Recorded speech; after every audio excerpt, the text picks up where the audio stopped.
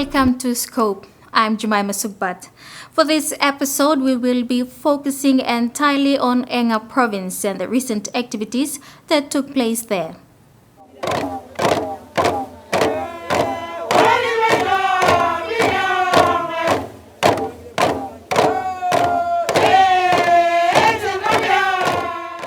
The Enga provincial government hosted Enga Day on Friday, October 3rd. It was a day set aside for Engan residents as well as those outside Enga to come together and celebrate the pride of being part of a province.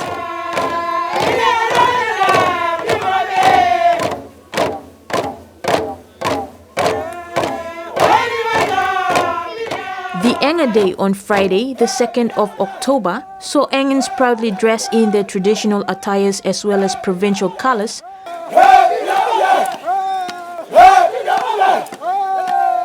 while those from outside provinces got a taste of pure Engan culture. Friday's event included the opening of the 4-level lecture complex at the Enga University campus Irelia, and the twice-deferred 26th Enga Cultural Show at the upgraded Ipus Rugby League grounds. Officiating at the events was Australian High Commissioner John Philp. Philp is in the province for the second time. His first trip to the Highlands region was in June. It gives me great pleasure officially to open the Enga Teachers College new classrooms today.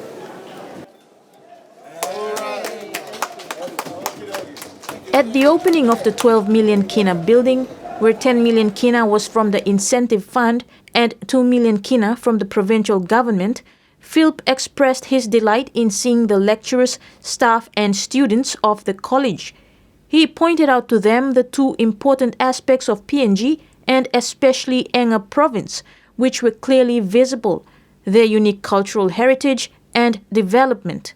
What we see represented here today are two of the really important aspects of Papua New Guinea as a whole, but particularly of Enga province, which is at the same time the importance of the preservation and the continuation and the celebration of culture, which we see in the costumes and sing-sing represented here today, not just from Enga but throughout Papua New Guinea. And also of the drive to development and advancement of the people of Papua New Guinea and Enga, particularly through education. This is something that's important to me, important to the government of Papua New Guinea, and I know it's something that's particularly important to the governor. So very pleased to be able to celebrate that with you today.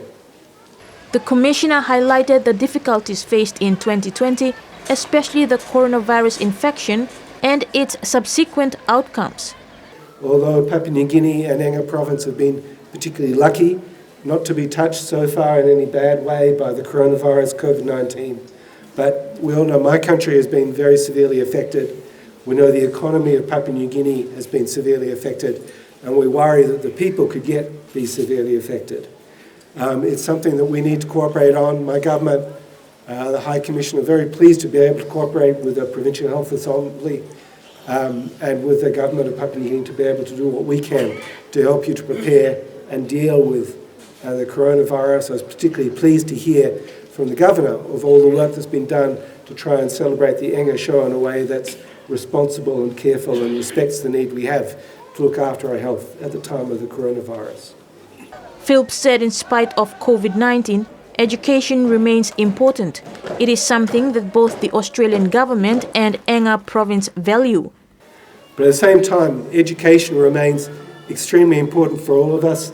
It is something we value. It's something that is our future, not just of ourselves, but of our children and our grandchildren. This is a real value that we share with the government of Enga province. The PNG Australia Partnership has provided 10 million kina for the Enga's Teachers College for this infrastructure upgrade. I know that's only a small part of what the national government, but particularly the Enga government, has put into this Teachers College. Having been here just 4 months ago, I think, and seeing the work that was undergoing in the new block, I'm really impressed by how much work that's gone into it just in those last few months, and to be able to be in a position today to inaugurate it is a fantastic thing, and I'm really proud of that opportunity. This much needed upgrade will ensure that up to 300 teachers can be trained over the next 5 years. That's incredibly significant for this country.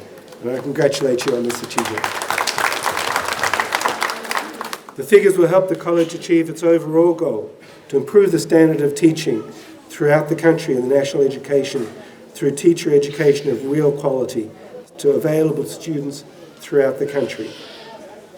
Australia has always been dedicated to supporting PNG to reach its development goals, and particularly in education, and this is an incredibly important part of it, through the construction of a 4-storey block including a library, computer labs, 16 classrooms, 4 lecturers' offices, storage facilities, toilets for men and women, and particularly, I think, important for the PNG's national policy on disability, that all levels are disability inclusive with ramps and rails. I'm just really pleased to see that, Governor. The state-of-the-art infrastructure is compliant with PNG and Enga provincial government's earthquake resilient infrastructure guidelines. The college boasts a new computer equipment with wireless connectivity, a digital library and a fit-for-purpose classroom block. Furthermore, the PNG Australia partnership is currently supporting 22 third-year students of the Teachers College. We're supporting through the Australia PNG partnership, I think, 66 at the awardees of the Teachers College in 2015, and I think we're currently supporting 22 third-year students at the Teachers College. Are any of them here today? I hope. Some third-year students from Teachers College, not today? We have? Okay. Well, thank you very much for being here. We're really proud to support you. We know how much work and effort you're putting into your own education. We're really pleased to be able to help you get through that, and we really look forward to seeing you complete your studies and finalise your education and become teachers in Enga and throughout the country. So the partnership between Papua New Guinea and Australia through the PNG Australia partnership and the partnership Australia and the High Commission has had with Enga has remained strong for many years now. And it is my undertaking to you that we will continue that partnership and we will continue to support you as you continue your efforts to lift up the province, to lift up the country into the future.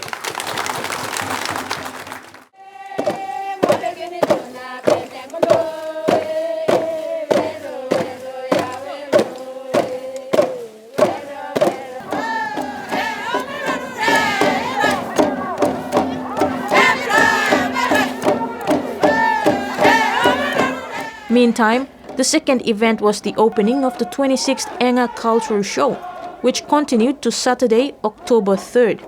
A parade by the Joint Security Forces highlighted the opening of the event, which saw the participation of a large number of Sing groups from within the province, with only one outside group from East New Britain who performed the whip dance. Sir Peter Ipatas reminded his people that in 1973, they were just a small district of Western Highlands Province. 40 years later, they have a reason to celebrate as a province, and they will continue to move Enga forward. After the break, we will find out why Enga is developing at a much faster pace than other provinces.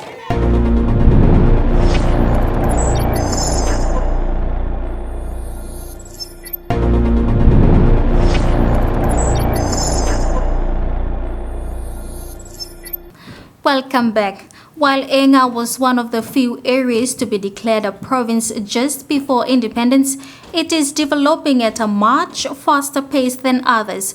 Its Governor Sir Peter Ipatas says the reason behind this is the prioritization of its human resource. In 1973, Enga was just a small district of Western Highlands Province. Governor Sir Peter Ipatas never fails to remind his people of this fact.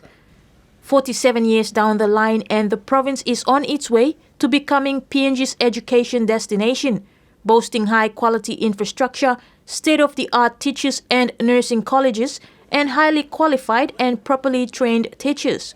Speaking at the October 2nd opening of the 4-level lecture complex at the Enga University campus Irelia, Sir Peter emphasized that education is the key to development. But on this occasion, let me once again take this opportunity to thank the people of Australia who have come once again on board to support this province this country in seeing the completion of this very important learning infrastructure. Can we all give him a big hand on behalf of our people? Thank you. Excellency, as you rightly said, education is the key for development. We in Enga have embraced education as a way forward for this province because of our locality, and obviously because we were the last province to have been declared a province in 1973. We have taken on board a policy of educating our population very seriously, because in order for our population to be productive in this country, in the development of this country, we have to mobilize our own people and have them educated properly. And it's been a long, long journey for us, starting in 1997. But along the way, we are very pleased that the national government has also recognized the work that we do here in the province and the policy that we developed here. And the last O'Neill government actually went ahead to adopting our education or school fee subsidy, which in turn assisted our children of Enga as well as children of Papua New Guinea. Sir Peter said it had been a long and challenging journey for them since his election in 1997, and they were thankful when the national government got on board with the tuition fee-free policy, which was a great boost to the province and the nation as a whole. But let me remind Papua New Guineans, you must remember that because Enga was able to be focused on education, and the amount of students that we were producing through our institution here in the province and throughout the country actually gave the then Prime Minister Peter O'Neill the idea that education was the way to go. So this province actually influenced a national policy that is benefiting the country at this stage. The province has now embarked on establishing tertiary education institutions after completing its elementary to secondary phase. The opening of the new teaching facilities and information, communication, and technology resources at the Teachers College supports this vision. The province aims to be PNG's education destination, and Sir Peter said with the full support of the provincial government, quality education is achievable. As a province, because we focus on education, we want to be the destination for education in this country. That is not to say that other provinces cannot be their destinations. But we believe, because the provincial government has a special interest in education, we believe that this is the right province to invest in seeing quality education. So, Excellency, and those who have come from the University of Goroka, you have not made a mistake in interfacing with us and partnering us, because our dream is not for only Enga. Our dream is for Papua New Guinea. Here in this institution, we want to train the best qualified teachers for Papua New Guinea. Of course, there is a mandate for the University of Goroka and other institutions in this country, but let me remind you, the officials from University of Goroka, when you came here, this is not merely an extension of the University of Goroka. We have our own vision. You have come to a challenging place. Please accept our challenge and deliver quality education for Papua New Guinea. For Enga to succeed, we have to be the best. For Enga to attract Papua New Guinea students to come to get educated here in Enga, we have to be the best. If we are not the best, the kids in Papua New Guinea have options in Mosby, Ley, Kokopo. We don't have the kind of environment and the scenery that those places can offer. But what we can offer here in Enga is to give them quality or the best education possible so that Enga becomes the top destination for all the kids in Papua New Guinea. That is the vision.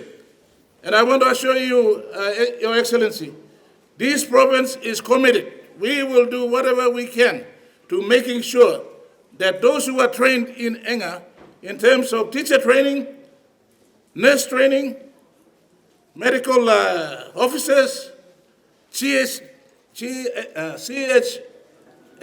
training, and so forth, will be the best trained people so that we continue to play an important role in training manpower for Papua New Guinea going forward into the future. We will go for a short break now. When we return, Enga's colorful traditions and rituals will be showcased.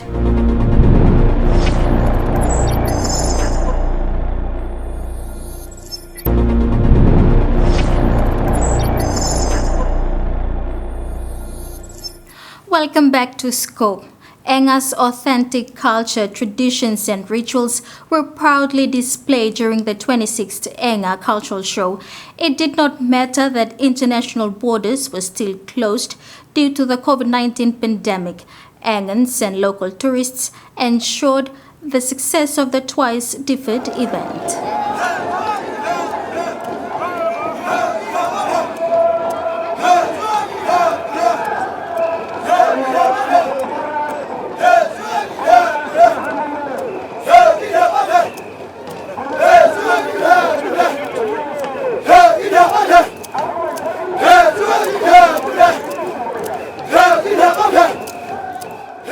The 26th Enga Cultural Show was finally held on the 2nd and 3rd of October, an event hosted in honor of Enga Day.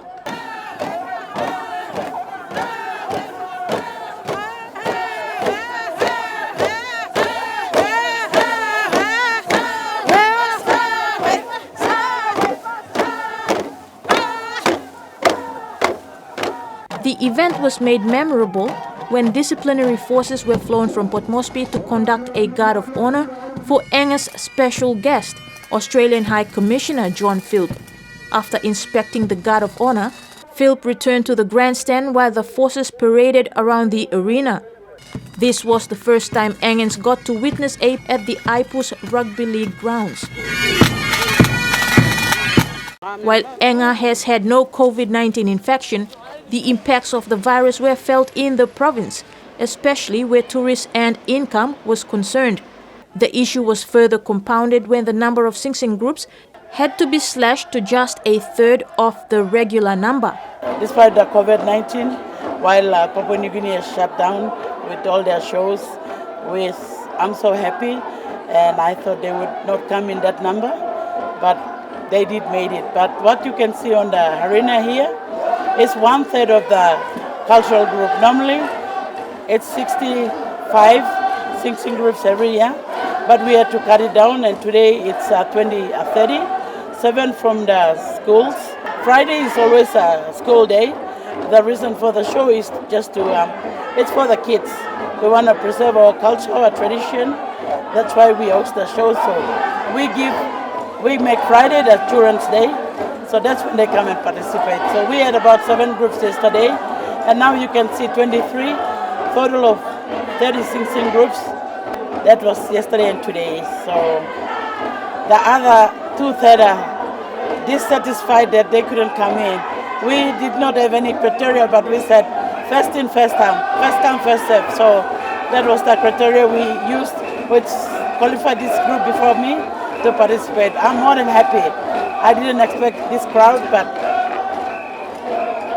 I have the number here, and I'm so happy. Overwhelmed by the attendance for the participants and even by the public. we couldn't allow them in according to the WHO protocol standards, so we had to control the ticket to make the number that is required in this space area. So that's why you can see the space is maybe half full and half empty. Potane says Enga is different from other shows as everything about it is authentic, especially the traditional bilas.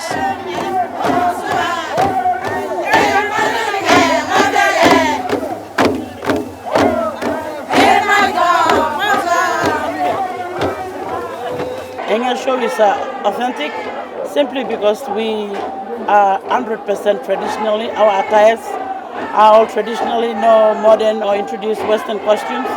And you can see it clearly from where we are. You can see it's 100%. Like, I don't need to explain. You can see it for yourself and you can tell why Enga show is unique in Papua New Guinea. Because of COVID-19, boundary has shut down flights. But I would like to thank those Papua New Guineans who became our national tourists. I will give them the champion. Despite the COVID-19, they had to break the barriers and come to Enga show. And I can salute them for that. And I really give my heartfelt thank you to them to make this show an event.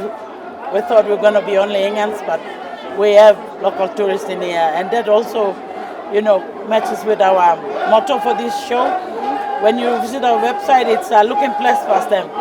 So you have to see Papua New Guinea first before you go out of country. So COVID-19 is a good thing that happened for Enga show. So Papua New Guineans are here. Potane said 4,600 tickets were sold, and this figure excludes the disciplinary forces, members of the Enga provincial government, invited guests, show committee, the media, and participants. I think I would thank the SOE State Controller for approving this event. So Engans really enjoyed it. If it wasn't for his approval, we wouldn't stay. I would be frustrated, but the more affected victims will be the participants. So I would like to thank the SOE Controller for trusting in our government's leadership and our administration and the people of Enga. And he did allowed us to stay this show. So I'd like to thank the SOE Controller for that, and also the security forces from Port Moresby who came up with their pipes and band, especially the defense from Tauranga, to make it an added color to our event. For next year's cultural show, Potane is confident that things would go back to normal, meaning over 60 Sing groups will participate in the presence of local and international tourists. I will run the normal show. I've started the COVID-19 protocols and I've delivered it, and next year would be normal show. No more COVID-19 protocols because we've complied. So that's my personal opinion. I don't know what others think, but to me, I think I am going to run the normal show.